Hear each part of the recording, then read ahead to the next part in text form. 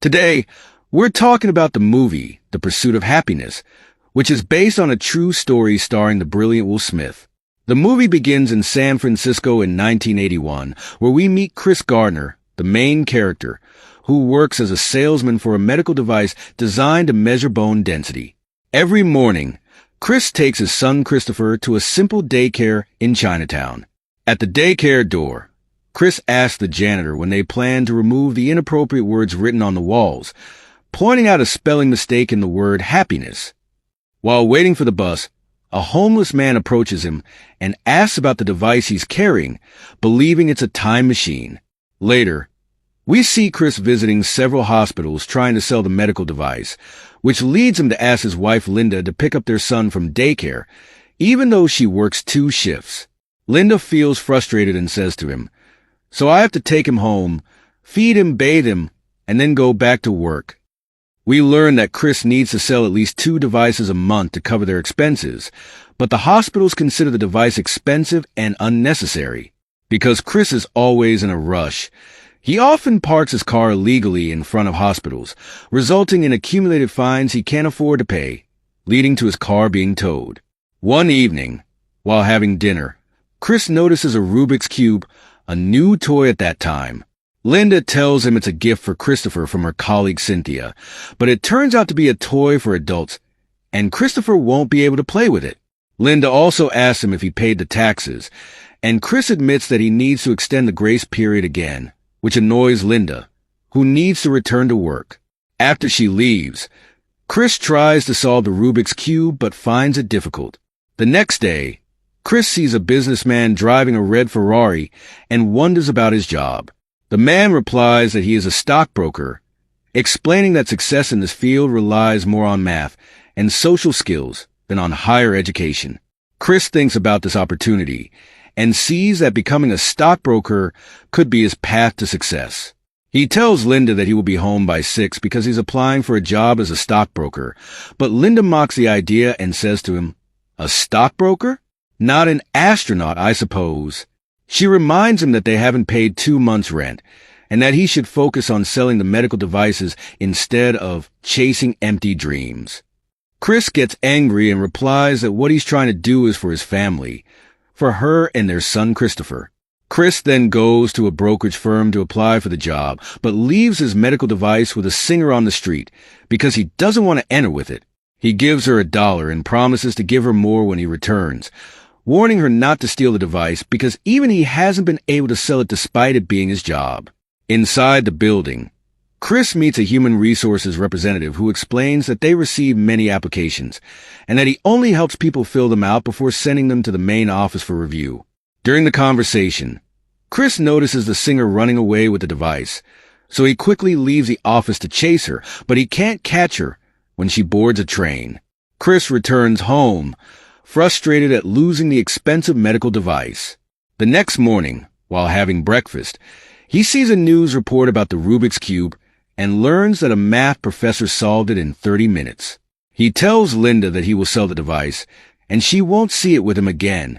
On their way to daycare, Chris discusses with Christopher the spelling mistake in the word happiness on the daycare wall, telling him it should be spelled correctly and that the other word is inappropriate and not something he should learn.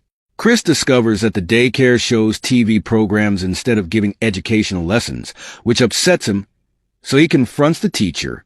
When he questions her, she responds that the children watch TV to learn about history. He asks her if the Love Boat is considered history, and she replies that it's about the Navy.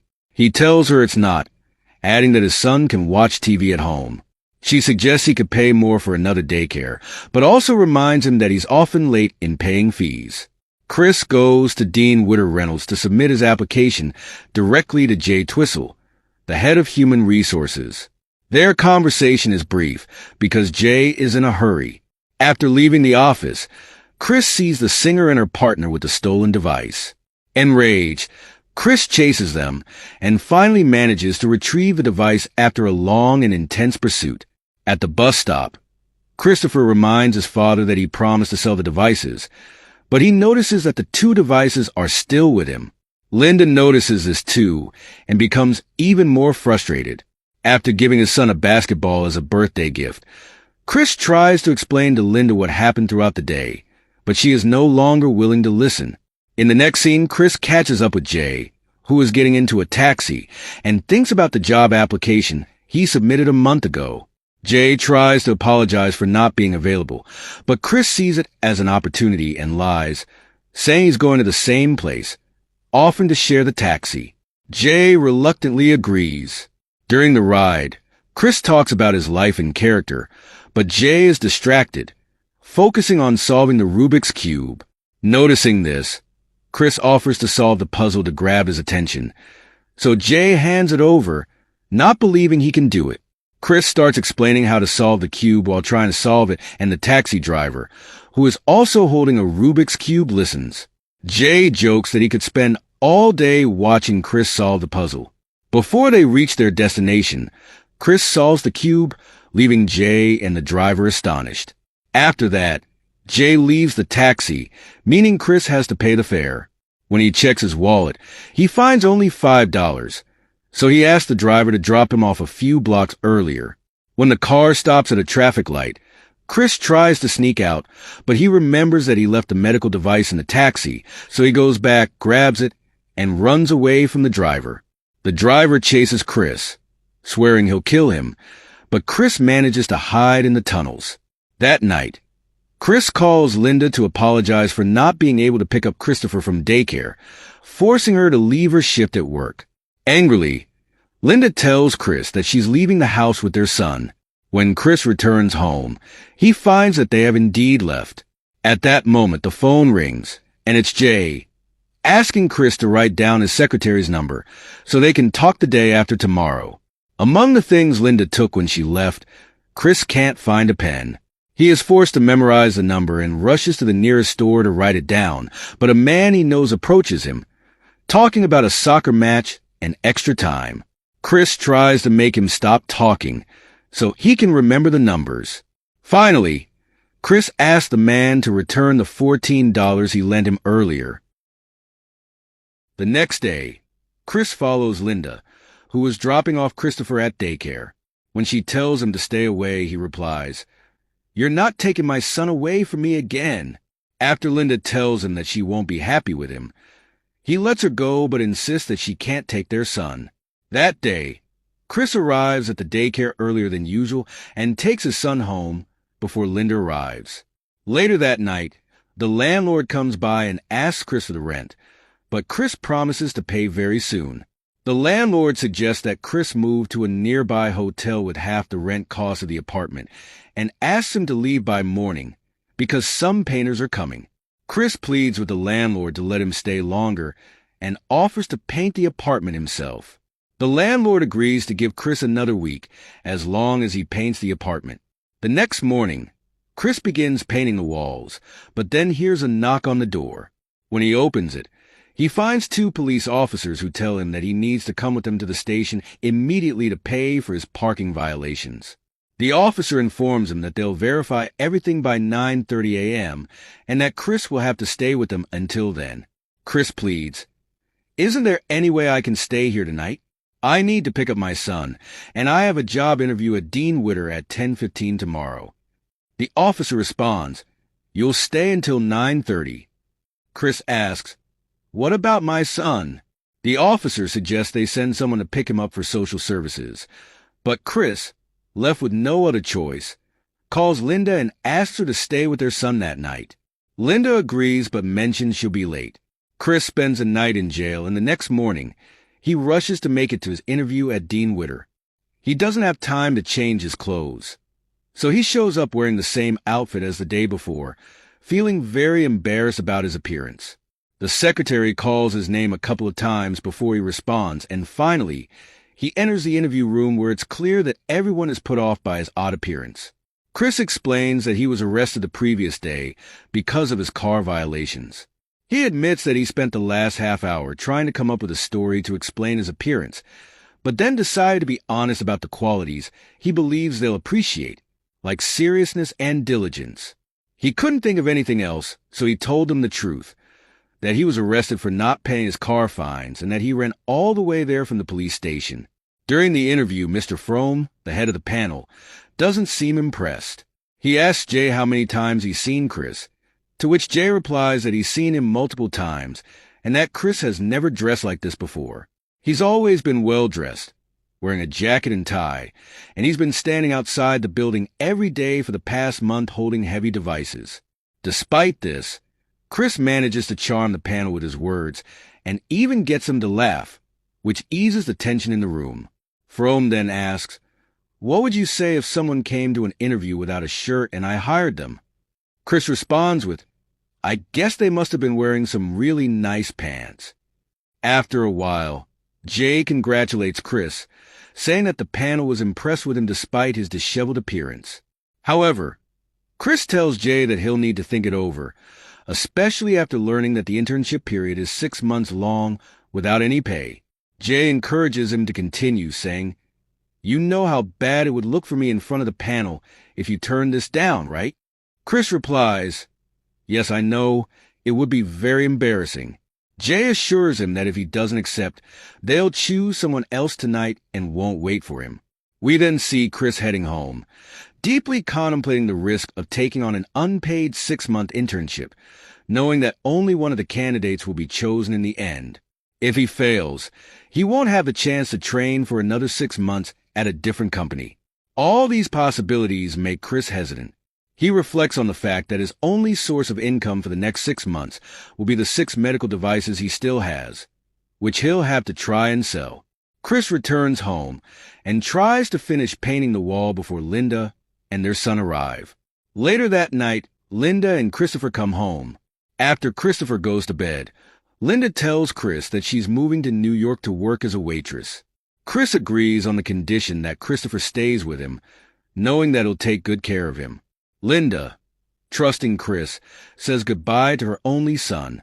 By the way, after Linda leaves, Chris calls Jay's secretary and leaves a message that he's ready to start.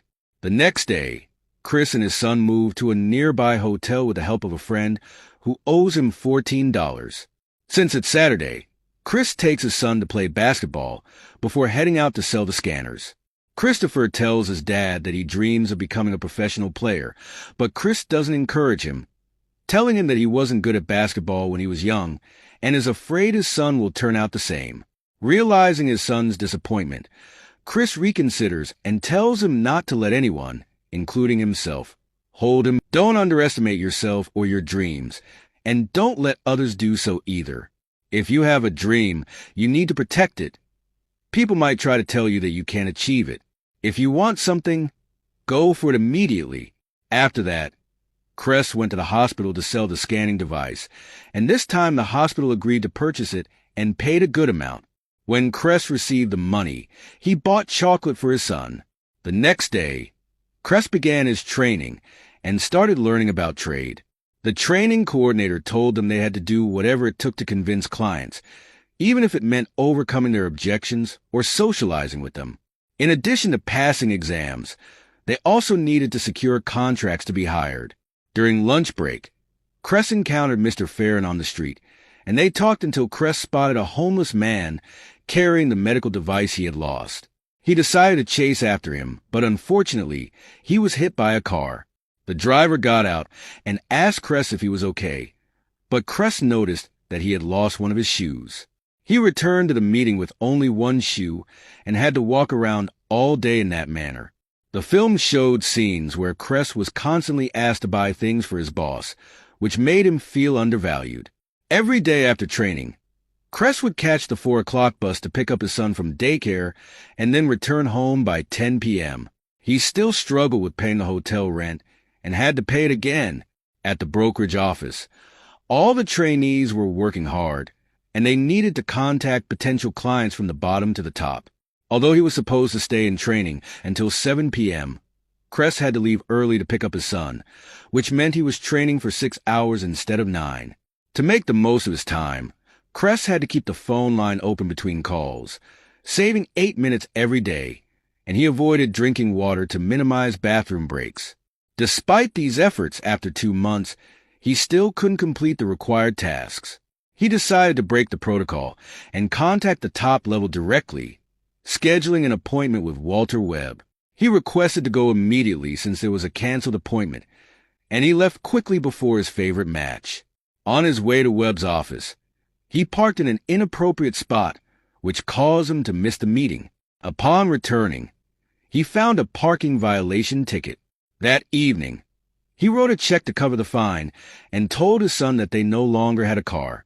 He asked his son to help him with a business meeting the following weekend. Initially, Christopher refused, but his father convinced him to come along and possibly attend a football match.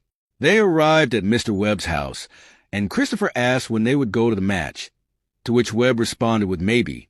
They discussed the meaning of maybe, and Cress managed to persuade Webb to invite them to his box at the match. Cress explained to his son what a box was and pretended not to have a car, but his son noticed a bee. During the match, Mr. Webb told Cress he appreciated him, but couldn't accept his offer. Christopher enjoyed the match, and Cress continued to keep in touch with Mr. Webb and his business partners. After 4 months, Cress sold all his devices, but unfortunately, his progress came to a halt when taxes were deducted from his bank account, leaving him bankrupt again. Cress went to a friend to ask for $14, but his friend said he had already repaid it when he took him to the hotel. Cress argued with him until the door was shut in his face. That night, while watching his son play, he saw the medical device he had lost. He ran after the homeless man, retrieved the device, but found it was broken. The hospital promised to buy it if he repaired it, and Cress was in shock. Later that evening, they returned to the hotel to find all their belongings thrown out of their room. Cress tried to open the door, but discovered the keys had been changed. Christopher was exhausted and started crying, begging his father to open the door. But Cress tried to explain that it wasn't possible. They went to their friend's house, but he didn't answer, so Cress and his son had to return to the train station. There, Cress tried to lift his son's spirits by inventing a story about a time machine, and they spent the night in the bathroom. His son fell asleep, but Cress cried silently, feeling the weight of this difficult period in his life. The next day, Cress went to work with a travel bag. When Jay noticed him and asked where he was going, Cress invented a story about going to Sacramento to play golf with clients. In the next scene, Cress and Christopher tried to find a place in a shelter for the homeless, but they were turned away because it was for women and children only. They were advised to go to a nearby shelter, and after a long wait, the manager agreed to give them a room. Cress settled his son and tried to repair the broken device, reading a book by the streetlight because the electricity was out at night. Waiting in line in front of the shelter became part of their daily routine, as each day brought a new room. Cress learned how to handle client meetings quickly to make it to the homeless line on time. One day, Cress and his son attended a service at the homeless shelter, and then Cress prepared for the training exam the next day. The following day, Cress completed the exam quickly to join the line, but on his way, he faced a problem. As Chris was on his way to join the line, he saw Mr. Weber getting out of a taxi and asking for money because he had forgotten his wallet at the office. Despite having limited funds, Chris gave him $5. Unfortunately, this meant that Chris and his son missed the shelter line that day, so they needed to find another place to stay. To make up for it, Chris had to donate blood and use the money he received to buy the broken part of the device. His son asked him to show him the part, and the next day at the shelter, Christopher asked Chris if Linda left because of them. Chris reassured him that it had nothing to do with them and that Linda had just left. After his son went to sleep, Chris started repairing the device, and the next day he managed to sell it, which provided him with enough money for 4 weeks. Excitedly, Chris told his son that they would stay in a hotel for the night, but just for one night.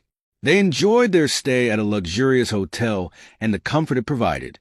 The next day, Chris and his son decided to get away from the city noise and went to the beach. Later, Chris managed to make deals with Mr. Weber's friends he had met at the game. On his last day of the internship, Jay congratulated Chris on his ability to make numerous deals and told him that despite what would happen next, his performance was outstanding. This farewell speech made Chris a bit nervous. Afterward, Chris's training manager came to him and said that Mr. Firen wanted to see him. Chris greeted Mr. Firen, wearing a new shirt, explaining that he wore it because it was his last day of training. Mr. Firen smiled and told him he wanted to see him in that shirt again the next day, as it would be his first day as an employee at the company. He told him that it was not easy at all, and Chris almost wiped away tears as he thanked the committee. Mr. Firen then returned the $5 Chris had given him. Chris left the building feeling happy and went straight to his son's daycare to give him a big hug.